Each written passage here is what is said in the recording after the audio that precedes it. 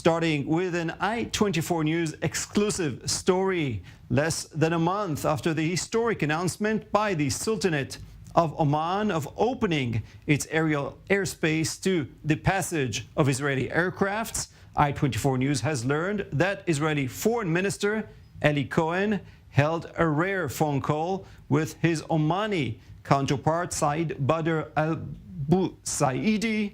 Sources told i24NEWS in the phone call held Thursday last week, the two discussed matters relating to the opening of the skies and also addressed the heightened tensions between Israel and the Palestinians ahead of the Muslim holy month of Ramadan. The Israeli Foreign Ministry refused to confirm nor deny the information.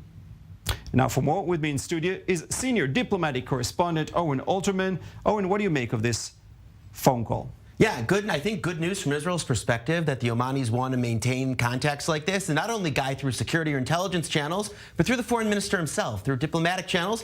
Of course, they weren't quite out there enough to actually tell us about it or give the Israeli foreign ministry a green light to put out a public statement about it. But obviously, I think still a good sign that there are these kinds of contacts.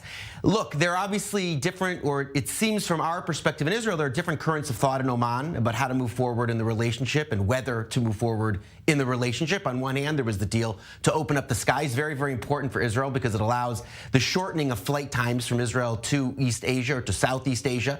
Obviously, very, very important on the heels of the Saudi decision months beforehand. On the other hand, obviously, we see in the Omani shore and the parliament moves to expand the boycott of Israel and of Israeli products. So these different currents of thought in the Sultanate about how to move forward. And I think from Israel's perspective, a good sign that the foreign minister wants to have contacts at his level with his Israeli counterpart. Exactly how the relationship moves forward, I suspect, has something to do with what happens in our neck of the woods, let's say in Ramadan in the short term. But I think much more so, Guy, has to do with regional politics and politics inside Oman, over which Israel, frankly, doesn't have all that much control.